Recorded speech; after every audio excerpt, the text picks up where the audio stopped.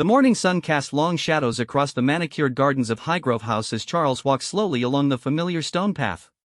His footsteps echoed softly against the dew-covered flagstones, each step measured and deliberate, as if he were walking toward something he wasn't quite ready to face. The roses were in full bloom, their vibrant colors a stark contrast to the growing unease that had been building in his chest for weeks. Charles had always been a man of routine. Every morning at precisely 7:30, he would take this same walk through his beloved gardens, breathing in the fresh country air and allowing his mind to wander freely before the day's responsibilities took hold. But this morning felt different. There was a weight in the air, a tension that seemed to follow him like a shadow, making even his most cherished sanctuary feel somehow foreign and unwelcoming. At 74, Charles had learned to trust his instincts.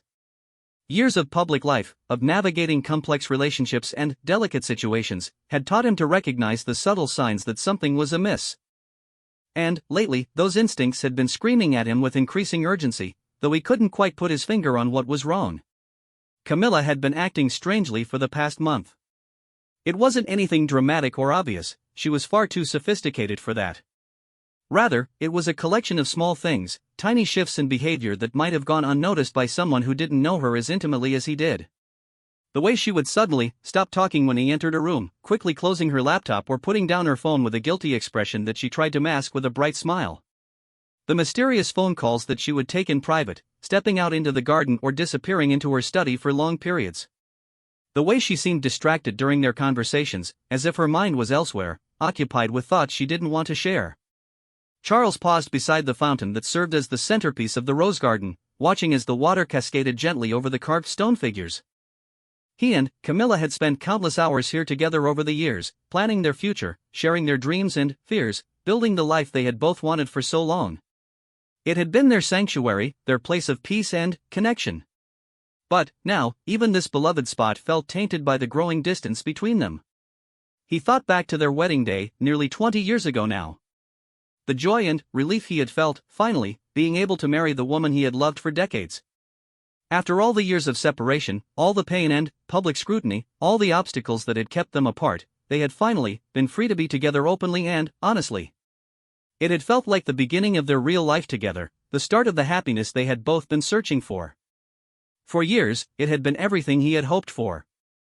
Camilla had been his partner in every sense of the word, supporting him through the challenges of his royal duties while maintaining her own interests and independence. She had brought laughter and lightness to his life, balancing his serious nature with her quick wit and irreverent humor. They had traveled the world together, met fascinating people, supported causes they both cared about. Their relationship had been built on a foundation of deep friendship and mutual respect that had only grown stronger over time. But something had changed recently, and Charles couldn't shake the feeling that whatever was happening went deeper than simple stress or the natural challenges that come with long-term marriage. There was a secretiveness about Camilla's behavior that was completely unlike her usual straightforward nature. She had always been direct and honest with him, sometimes to a fault. It was one of the things he had always admired about her, her inability to engage in the kind of diplomatic doublespeak that dominated so much of his public life. As he continued his walk, Charles found himself thinking about the previous evening. They had been sitting together in the drawing room after dinner, reading quietly as they often did. It was one of their favorite ways to spend time together, no need for constant conversation, just the comfortable presence of someone you loved nearby. But, when Camilla's phone had buzzed with a text message, her reaction had been anything but comfortable. She had grabbed the phone quickly, almost frantically, glancing at the screen with an expression that Charles could only describe as panic.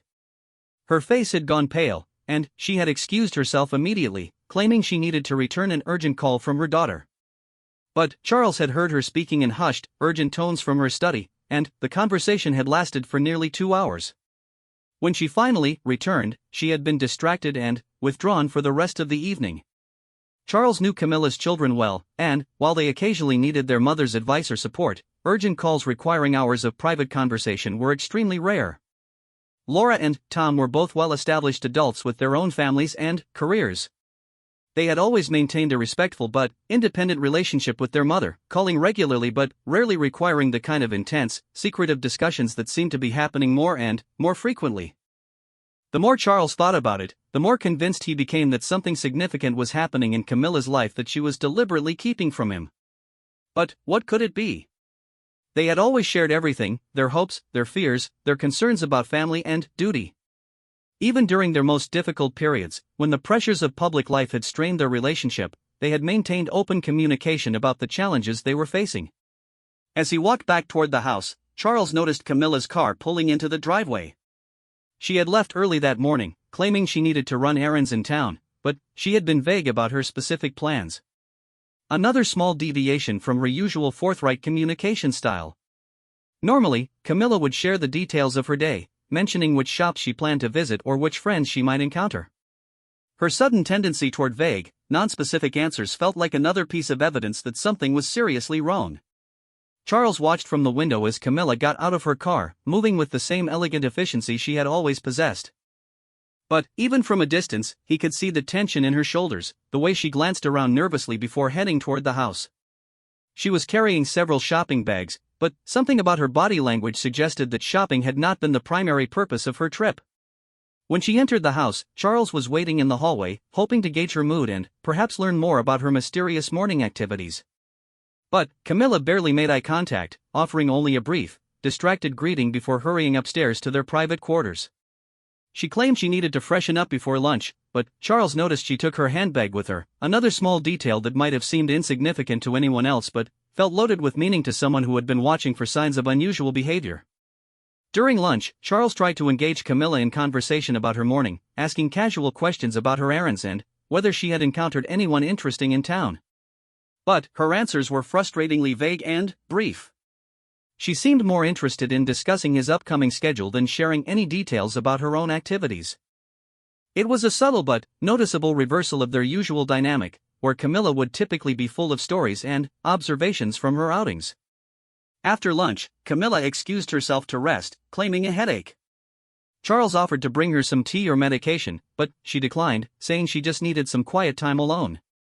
As he watched her climb the stairs to their bedroom, Charles felt a growing sense of isolation and confusion. The woman who had been his closest companion and confidant for decades suddenly felt like a stranger, living in the same house but occupying a completely different world.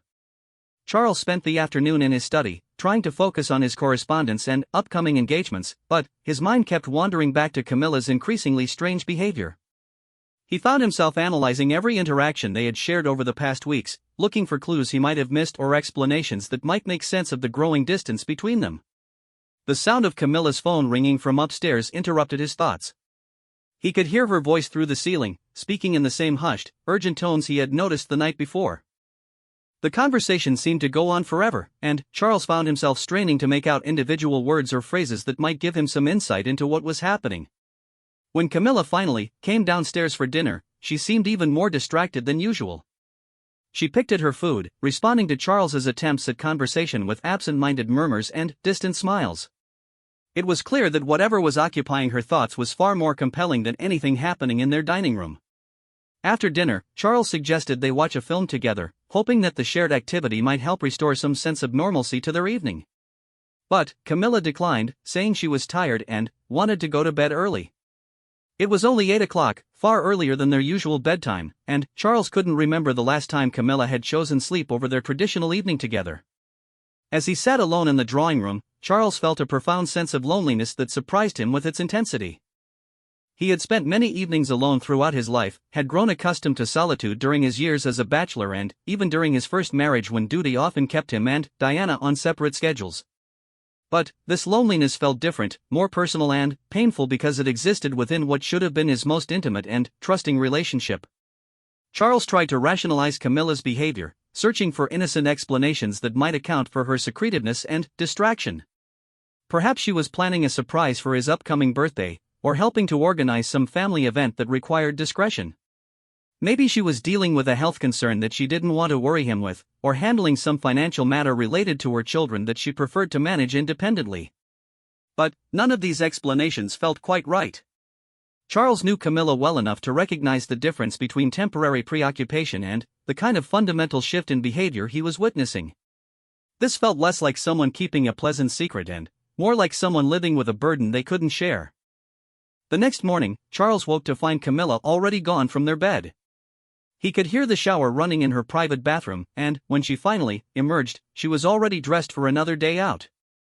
She explained that she had an appointment in London and wouldn't be back until late afternoon. When Charles offered to accompany her or suggested they might have lunch together in the city, she quickly declined, saying her schedule was too packed and unpredictable. As Charles watched Camilla's car disappear down the driveway once again, he made a decision that would have been unthinkable just a few weeks earlier. He was going to have to investigate what was happening in his wife's life, even if it meant violating the trust and privacy that had always been fundamental to their relationship. The alternative, continuing to live with the growing suspicion and uncertainty, had become unbearable. The opportunity came sooner than expected. That afternoon, while Charles was working in the garden, he heard Camilla's phone ringing from the kitchen table where she had apparently forgotten it before leaving for London. The sound continued for several rings before stopping, then immediately started again. Someone was clearly trying to reach her urgently, and, without thinking, Charles found himself walking toward the sound. The phone was lying face down on the wooden table, its screen lighting up with each incoming call. Charles stood over it for a long moment, his hand hovering just inches away, knowing that picking it up would represent a fundamental breach of trust between them. But the phone rang again, and this time Charles could see the caller's name displayed on the screen. It was someone called Michael, a name he didn't recognize despite knowing most of Camilla's friends and family members. Charles didn't answer the call, but seeing the unfamiliar name displayed so prominently confirmed his growing suspicions that something significant was happening in Camilla's life that he knew nothing about. Who was Michael, and why was he calling Camilla so persistently? And, more importantly, why had Camilla never mentioned anyone by that name during their recent conversations? As he stood in the kitchen, staring at Camilla's silent phone, Charles felt as if he were standing at a crossroads. He could walk away, respect his wife's privacy, and hope that whatever was troubling her would eventually resolve itself.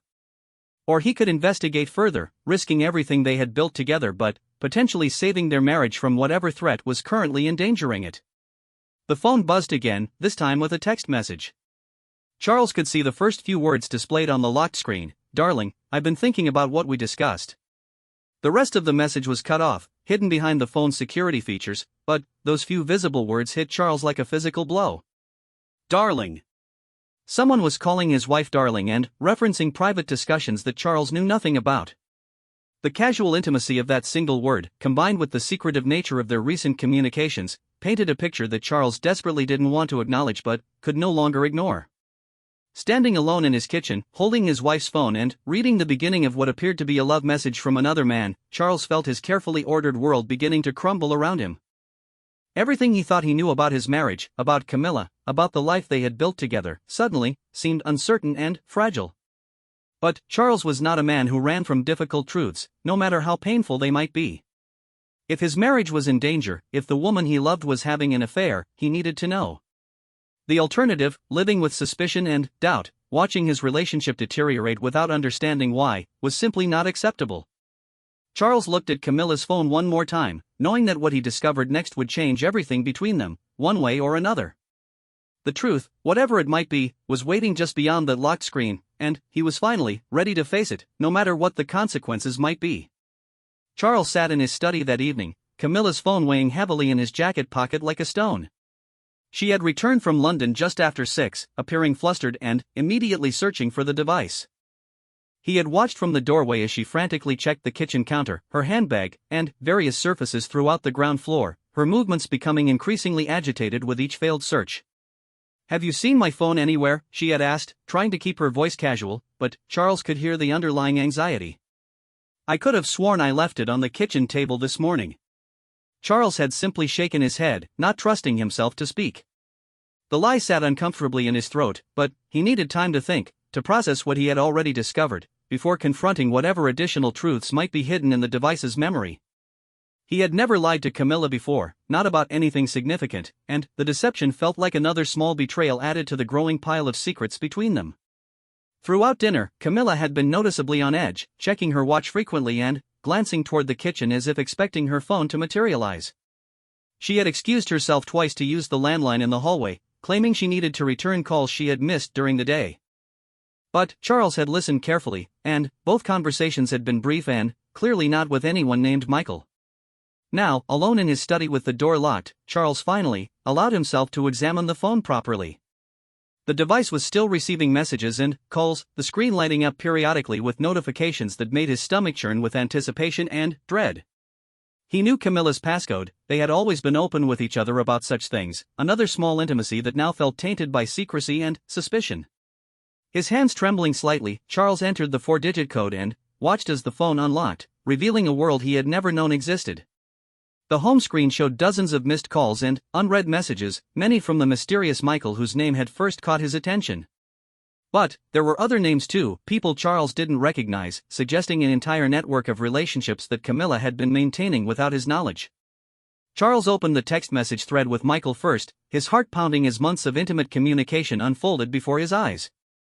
The messages went back nearly 6 months, beginning with polite, formal exchanges that gradually became increasingly personal and affectionate.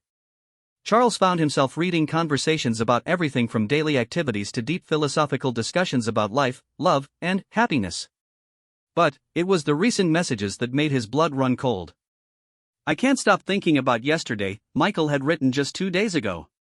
"Being with you felt so natural, so right. I know the situation is complicated, but I can't pretend these feelings aren't real anymore." Camilla's response had been immediate and heartfelt. "I feel the same way, darling. I never expected this to happen, but you've brought something into my life that I didn't even know I was missing. Charles and I have been together for so long, but what we have feels more like comfortable companionship than real passion. With you, I feel alive again." Charles read the message 3 times, each word cutting deeper than the last. Comfortable companionship. Is that really how Camilla saw their marriage? After nearly 20 years together, after all they had shared and overcome, had their love really diminished to nothing more than habit and convenience? He continued scrolling through the messages, discovering a relationship that had clearly progressed far beyond emotional intimacy. There were references to secret meetings, plans for future rendezvous, and discussions about how long they could continue hiding their relationship from their respective partners. Yes, partners. Michael was apparently married too, making this betrayal even more complicated and painful. One message from Camilla particularly stood out. "I know what we're doing is wrong, but, for the first time in years, I feel like myself again. Charles is a wonderful man, and I do love him, but it's not the same kind of love I feel for you. With him, everything is duty and responsibility and public expectation. With you, I can just be Camilla, not the Duchess, not the perfect royal wife. I can be messy and spontaneous and passionate without worrying about protocol or propriety." Charles set the phone down on his desk, his hands shaking with a combination of anger and heartbreak. How long had Camilla felt trapped in their marriage? How long had she been pretending to be happy while secretly longing for something else? And why hadn't she talked to him about these feelings instead of seeking fulfillment with another man? But the messages revealed an even more devastating truth. This wasn't just a recent development or a temporary lapse in judgment. The emotional foundation for the affair had been building for years, growing out of what Camilla perceived as fundamental incompatibilities in their marriage. She felt stifled by the constraints of royal life, suffocated by the constant need to maintain appearances and fulfill public expectations. And Charles, despite his love for her, had apparently failed to create a space where she felt free to be herself. Charles picked up the phone again, scrolling through older messages to understand how the relationship had developed. Michael appeared to be someone Camilla had met through her charitable work. He was involved in environmental conservation, one of her long-standing interests. Their initial communications had been purely professional, focused on planning events and coordinating activities. But, gradually, the conversations had become more personal, with both of them sharing frustrations about their respective lives and marriages. Michael was clearly intelligent and articulate, sharing many of Camilla's interests and values. He wrote about books she enjoyed, shared her passion for gardening, and seemed to understand her sense of humor in a way that made her feel appreciated and understood. Reading their exchanges, Charles could see how easy it would have been for friendship to develop into something deeper, especially if Camilla had been feeling emotionally distant from her husband. But what hurt most was recognizing his own failures reflected in Camilla's words. She had tried to tell him, in subtle ways, that she was feeling constrained and unhappy. There had been comments about missing her old independence, moments when she seemed frustrated by the rigid scheduling and protocol requirements that governed their lives. Charles had dismissed these concerns as temporary adjustments to royal life, assuming she would eventually adapt as he had learned to do decades earlier. He had been wrong.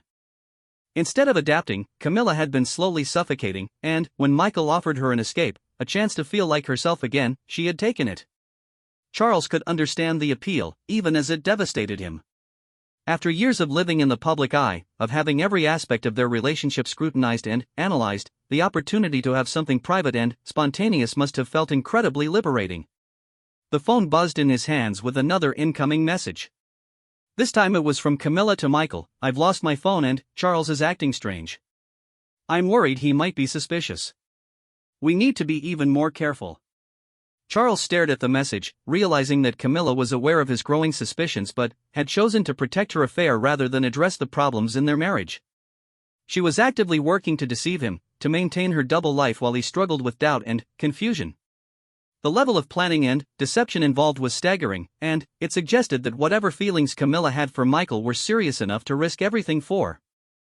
Another series of messages revealed plans for a weekend getaway that Camilla had disguised as a solo retreat to visit old friends. Michael had booked a cottage in the Cotswolds where they could spend 2 uninterrupted days together, away from their respective spouses and responsibilities. The messages were filled with excitement and anticipation, with both of them counting down the days until they could be alone together again.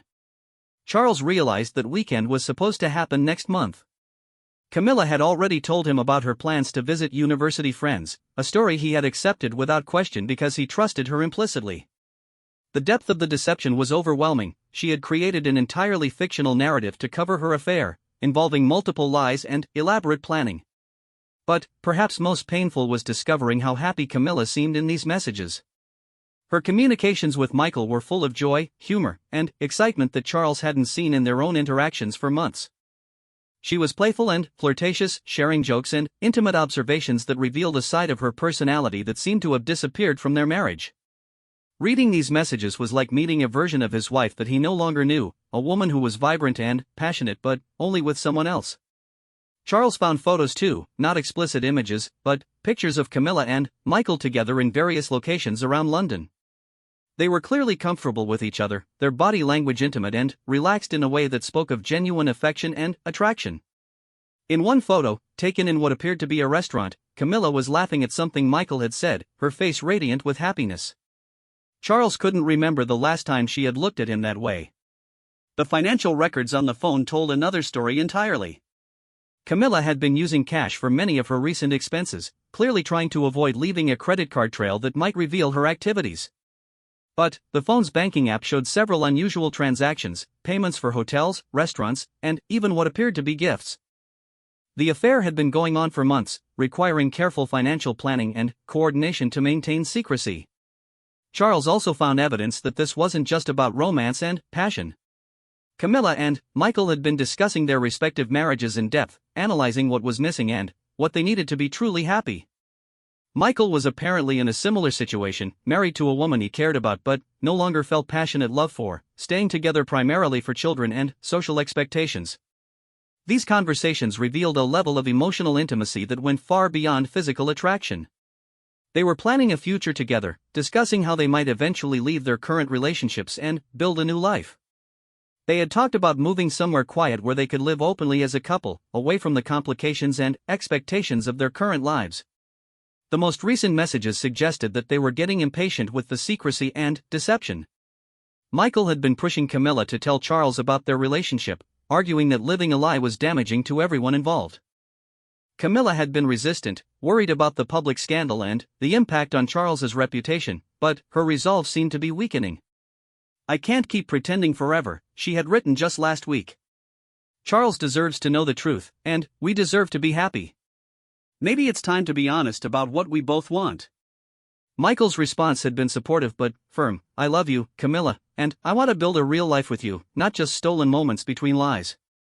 We need to find the courage to do what's right for everyone involved." Charles set the phone down again, his mind reeling from the weight of what he had discovered. This wasn't just an affair, it was a complete emotional and physical betrayal that had been building for months. Camilla hadn't just been unfaithful, she had been planning to leave him, to end their marriage in favor of a new life with another man. But the messages also revealed something else that cut even deeper than the betrayal itself. Camilla genuinely believed she would be happier with Michael than she had ever been with Charles. This wasn't about rebellion or excitement or temporary dissatisfaction with her current life. She had found something with Michael that she felt was missing from their marriage, and she was willing to sacrifice everything they had built together to pursue it. Charles sat in the darkness of his study, surrounded by the accumulated evidence of his wife's deception, and tried to process the complete destruction of everything he had believed about their relationship. The woman he loved, the woman he had married and built a life with, had been living a lie for months. Every conversation they had shared, every intimate moment, every expression of love and commitment had been tainted by her secret relationship with another man. But perhaps what hurt most was the realization that he had failed her so completely that she had sought comfort and happiness elsewhere rather than trying to repair what was broken between them. Somewhere along the way, he had stopped seeing Camilla as an individual with her own needs and desires, and had started seeing her primarily as his wife, his partner in fulfilling royal duties and public expectations. The phone buzzed again with another message from Michael. "I know today has been difficult without your phone, darling. I'm counting the hours until we can talk properly again. I love you." Charles stared at those three simple words, "I love you," written by another man to his wife, and felt something fundamental break inside him. This wasn't just about sex or attraction or temporary excitement. Michael loved Camilla, and, from everything Charles had read, she loved him back. They weren't just having an affair, they were in love, planning a future together, dreaming of a life that didn't include Charles at all. The clock on his desk showed nearly midnight. Camilla had gone to bed hours ago, probably lying awake worrying about her missing phone and whether Charles suspected anything. In the morning, she would wake up and continue the charade, pretending to be the devoted wife while secretly communicating with her lover, planning their next meeting, counting the days until she could see him again. Charles knew he would have to confront her, but he wasn't sure he was ready for the conversation that would end everything between them. Reading these messages had destroyed not just his trust in Camilla, but his faith in his own judgment, his ability to truly know the person closest to him. If he could be so completely wrong about his wife's feelings and motivations, what else had he been blind to throughout their years together? The evidence of Camilla's affair was overwhelming and undeniable, but Charles found himself hoping against hope that there might be some other explanation, some way to understand these messages that didn't mean the complete end of their marriage. But, deep down, he knew the truth was exactly what it appeared to be, and, tomorrow, everything would change forever. Charles barely slept that night. He lay in bed beside Camilla, listening to her steady breathing and wondering how many other nights she had lain there thinking about Michael instead of him. Every small movement she made seemed significant now. Was she restless because she was missing her phone, or because she was dreaming about her lover? When she murmured something unintelligible in her sleep, Charles found himself straining to hear if she might say Michael's name. Dawn came slowly, gray light filtering through the heavy curtains of their bedroom. Charles had been awake for hours, staring at the ceiling and trying to decide how to handle the confrontation that could no longer be avoided. Part of him wanted to present Camilla with the evidence immediately, to see her reaction when faced with undeniable proof of her betrayal. But another part of him hoped that if he waited, if he gave her an opportunity to confess voluntarily, it might somehow make the situation less devastating. Camilla woke at her usual time, 7 o'clock, and Charles watched her through half-closed eyes as she went through her morning routine. She moved with the same efficient grace she always had, but there was an underlying tension in her movements that he now understood completely. She was worried about her phone, about what Charles might have discovered, about whether her carefully constructed deception was about to collapse around her. "Any luck finding your phone yesterday evening?" Charles asked casually as Camilla emerged from the bathroom, already dressed for another day out. "No, nothing," she replied, but Charles could hear the strain in her voice. "I must have dropped it somewhere in London. I'll need to get a replacement today." The lie came so easily to her, Charles realized with a shock. She knew exactly where her phone was, in his jacket pocket, where he had placed it after reading every devastating message. But she could look him directly in the eyes and fabricate a story without any apparent difficulty. How many other lies had she told him over the past months? How many times had she looked at him with that same expression of innocent concern while hiding the truth about her affair? "Perhaps you should retrace your steps," Charles suggested, watching her carefully. "Call the places you visited yesterday, see if anyone found it."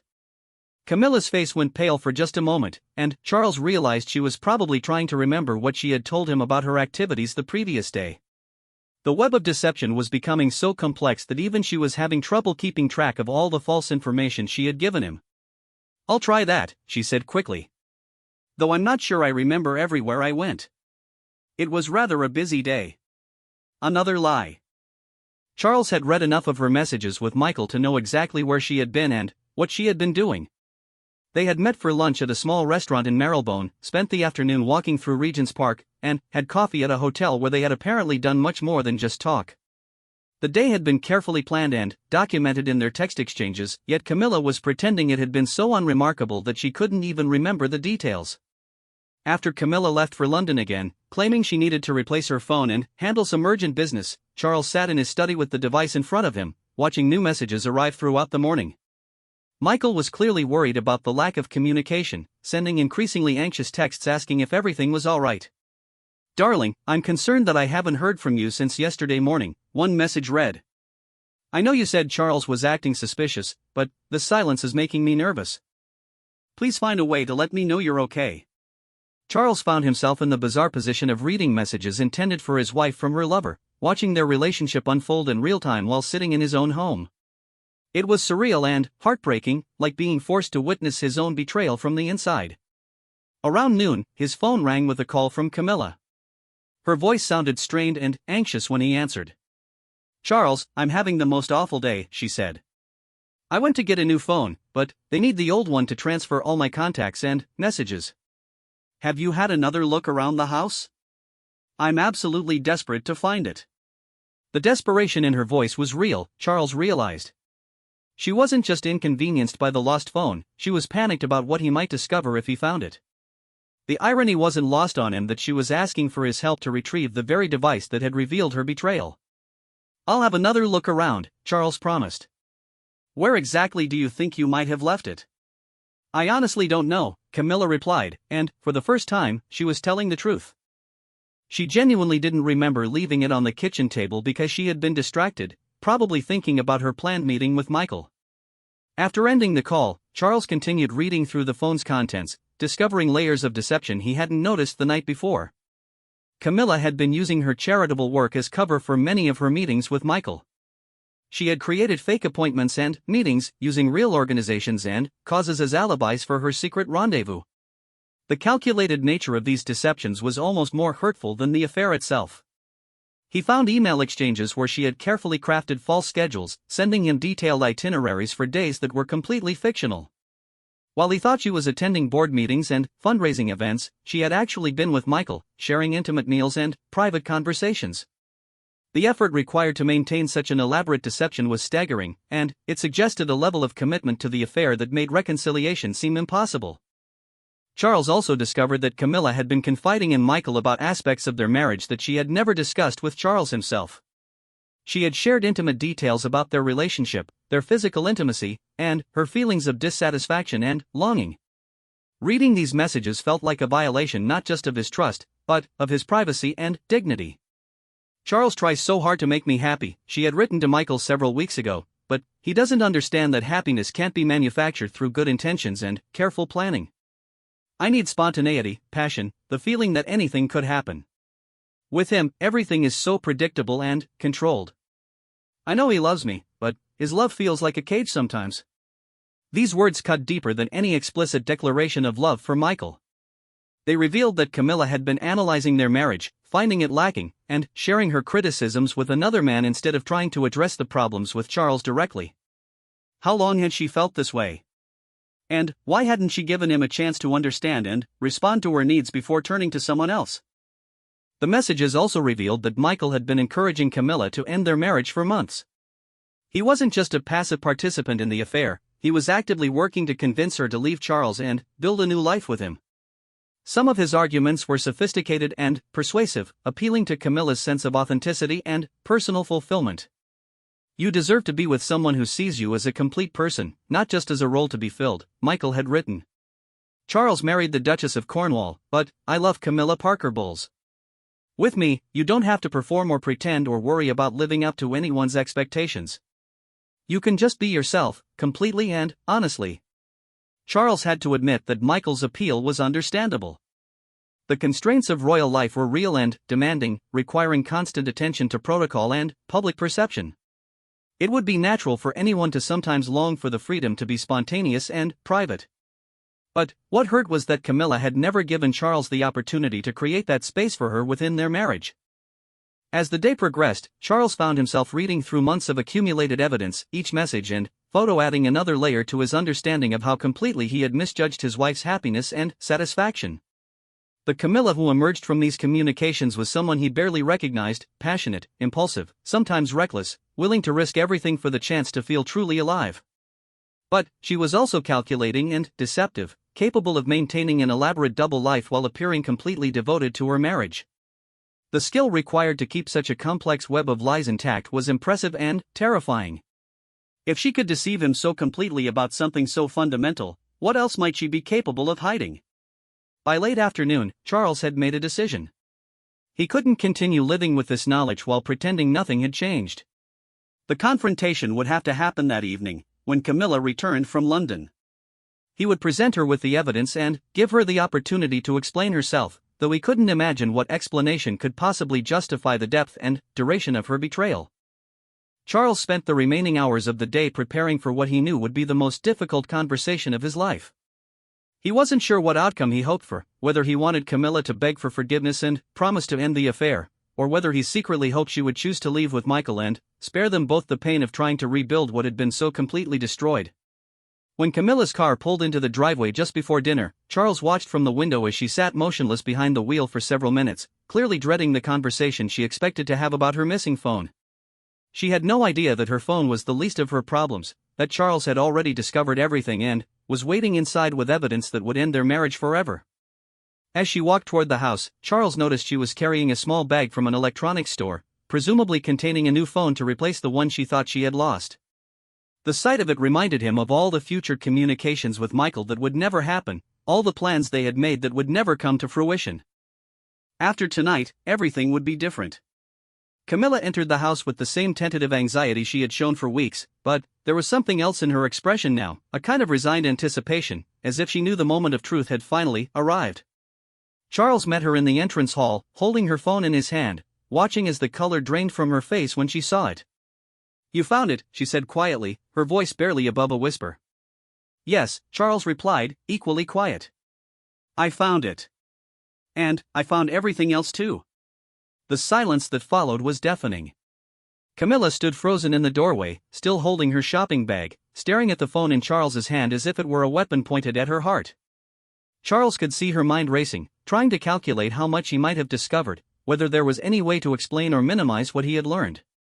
"Charles, She began, then stopped, apparently realizing that there were no words adequate for the situation they were facing. "We need to talk," Charles said simply. "Really talk, perhaps for the first time in months." Camilla nodded silently, setting down her shopping bag with hands that trembled slightly. Charles could see the exact moment when she realized that their marriage, as they had known it, was over. Whether they could build something new from the wreckage remained to be seen, but the life they had shared for nearly 20 years had ended the moment Charles picked up her phone and discovered the truth about Michael. They walked together toward the drawing room, both of them knowing that the conversation they were about to have would determine not just the fate of their marriage, but the direction of their individual lives for whatever years remained to them. The comfortable companionship that Camilla had dismissed so casually in her messages to Michael was about to be replaced by something much more difficult and uncertain. Charles still loved his wife, despite everything he had discovered. But he was no longer sure whether love alone was enough to overcome the fundamental differences and dissatisfactions that had driven her into another man's arms. And he was even less sure whether he could ever again trust the woman who had deceived him so completely and for so long. The phone in his hand buzzed with another message from Michael, probably wondering why Camilla hadn't responded to any of his increasingly worried communications. Soon, Michael would learn that his carefully planned future with Camilla was about to become much more complicated, that the secret they had guarded so carefully had been exposed, and that the comfortable deception they had both enjoyed was finally coming to an end. They sat facing each other in the drawing room, the space between them feeling like an ocean. Charles placed Camilla's phone on the coffee table between them, its presence dominating the room like evidence in a courtroom. For several minutes, neither of them spoke, both struggling to find words for a conversation that would reshape their entire lives. Camilla was the first to break the silence. "How much do you know?" she asked, her voice steady despite the tears that had begun forming in her eyes. "Everything," Charles replied simply. 6 months of messages, photos, plans. I know about Michael, about your meetings, about the weekend you're planning together. I know you've been using your charitable work as cover for your affair.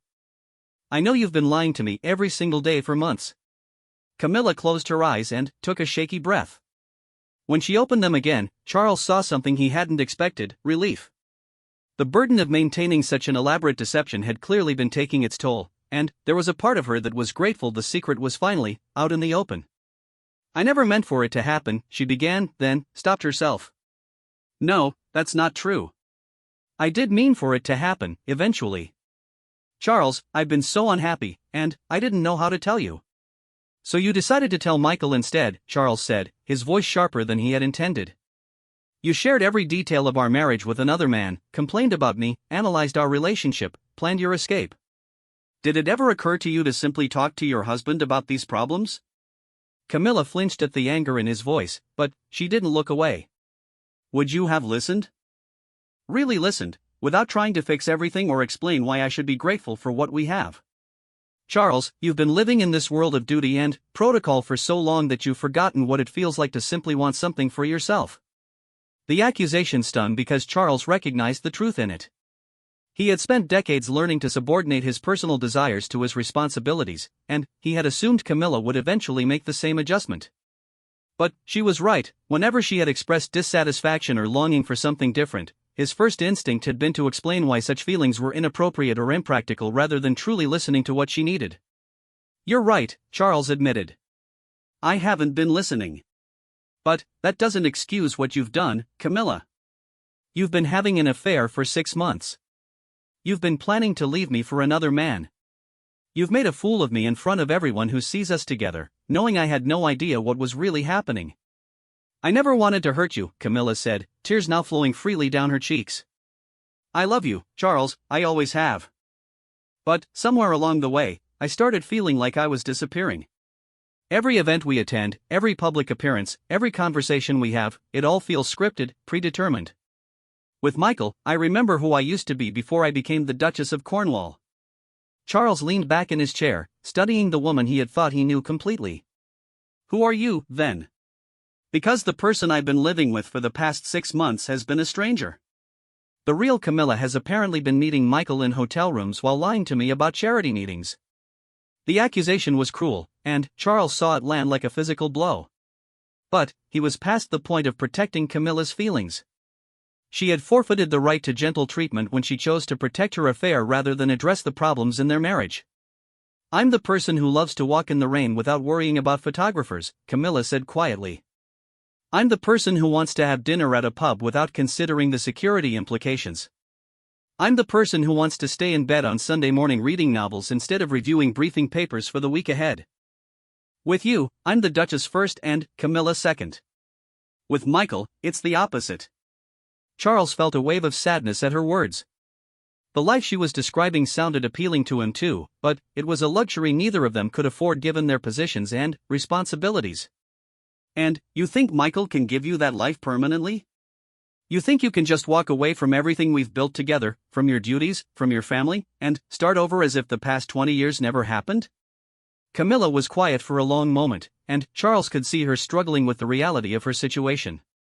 The fantasy of escape that had sustained her affair was beginning to crumble under the weight of practical considerations.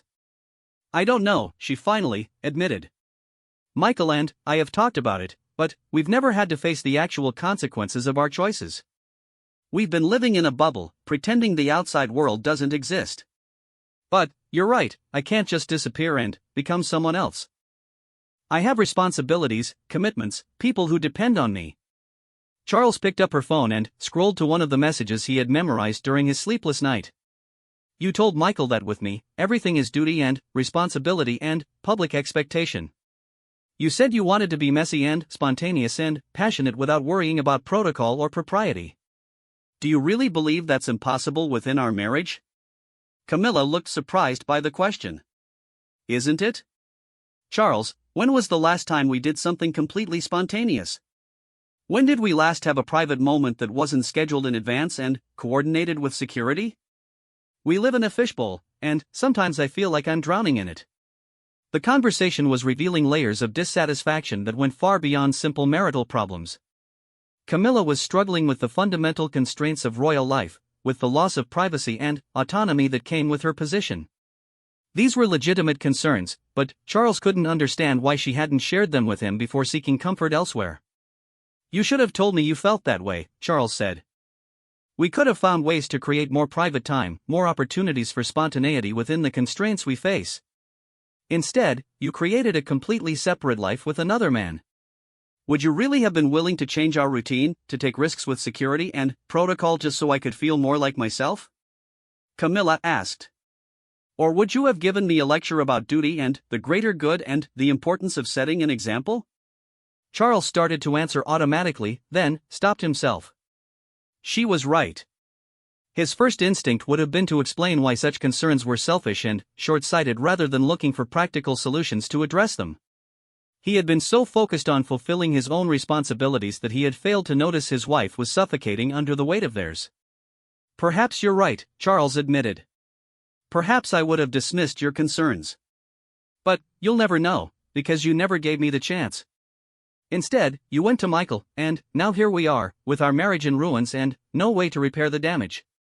Camilla wiped her eyes and looked directly at Charles. "I know I've hurt you terribly, and I know what I've done is unforgivable. But, Charles, I need you to understand something. For the first time in years, I felt like myself again. With Michael, I laugh without calculating whether it's appropriate, I share my real thoughts without worrying about how they might be interpreted, I touch and am touched without considering who might be watching." The pain in her voice was genuine, and Charles found himself torn between anger at her betrayal and sympathy for her obvious distress. But the damage was too extensive for simple understanding to heal. "What do you want, Camilla?" Charles asked directly. "Do you want to end our marriage and be with Michael? Do you want to try to work through this together? Do you want me to pretend I never discovered your affair and continue living a lie? What exactly are you hoping will happen now?" Camilla was quiet for several minutes, clearly struggling with the weight of the decision she was facing. Charles could see her weighing her love for Michael against her sense of duty to their marriage, her desire for freedom against her fear of public scandal, her dreams of a different life against the reality of her current responsibilities. "I don't know," she finally said. "A week ago, I thought I knew exactly what I wanted. Michael and I had talked about leaving our respective spouses and starting over somewhere quiet and private. It seemed so simple, so perfect. But, sitting here now, looking at you, thinking about everything we've shared together, I'm not sure of anything anymore."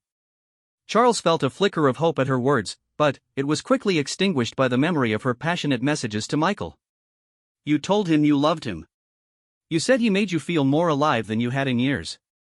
You planned a future together, discussed leaving me. Those weren't casual comments, Camilla. They were the words of a woman who had already made her choice." "You're right," Camilla said softly. "I did choose Michael, at least in my heart. But I also chose to marry you, to build a life with you, to stand beside you through everything we've faced together. I've made contradictory choices, and now I have to live with the consequences of both." Charles stood up and walked to the window, looking out at the gardens where he had walked that first morning when he sensed something was wrong. Everything looked the same, but his entire world had changed irreversibly. The trust that had been the foundation of their marriage was gone, destroyed by months of careful deception and betrayal. "I can't continue living with someone who maintains such elaborate lies," Charles said without turning around. "Even if you ended the affair today, even if you promised never to see Michael again, how could I ever believe you? How could I trust that you weren't simply getting better at hiding the truth?" When he turned back to face her, Camilla was crying openly, her composure finally, completely broken. "I know," she whispered. "I know I've destroyed something that can never be repaired. But, Charles, I don't want to lose you entirely. You've been the most important person in my life for decades. The thought of living without you terrifies me." "But, not enough to stop you from planning to do exactly that with Michael," Charles pointed out. "You can't have both of us, Camilla. You have to choose. And, based on everything I've read, you've already chosen." Charles picked up her phone one final time and scrolled to the most recent message from Michael. "He's waiting for you to respond," he said. "He's worried about the silence, afraid that something has gone wrong. He loves you, and he wants to build a life with you. Maybe you should give him that chance." Camilla looked at the phone as if it were a poisonous snake. "You want me to leave?" "I want you to be honest," Charles replied. For the first time in months, I want you to be completely honest about what you really want. Not what you think you should want, not what would be easiest or most convenient, but what would make you genuinely happy. The question hung between them like a challenge. Charles could see Camilla struggling with the enormity of the choice she was facing, but he was no longer willing to make the decision easier for her by pretending that forgiveness was automatic or that their marriage could survive such a fundamental betrayal. I need time, Camilla said finally. I need to think, to figure out what I really want and what I'm willing to sacrifice for it. Charles nodded. Take all the time you need. But, while you're deciding, I think it would be best if you stayed elsewhere. I've arranged for you to use the London residence. We'll tell the staff that you're managing some personal business that requires privacy. The practicality of his response seemed to surprise Camilla, as if she had expected more dramatic emotion or desperate pleas for reconciliation. But Charles had moved beyond anger into a kind of numb acceptance.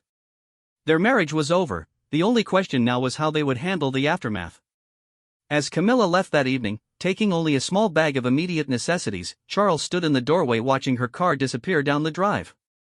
The woman he had loved for decades was driving out of his life, possibly forever, and the strangest thing was how inevitable it felt. The discovery of her affair had simply revealed what had apparently been true for months. They had been living parallel lives, sharing a house and a public identity, but no longer sharing their hearts. Charles went back inside to his empty house, finally, understanding what Camilla had meant when she described feeling trapped and suffocated. The silence was overwhelming, filled with the absence of someone who had been pretending to be there for months anyway. For the first time in his adult life, Charles was completely alone, and he wasn't sure whether that represented a tragedy or a liberation. But it was, unquestionably, the truth, something that had been missing from his life for far too long.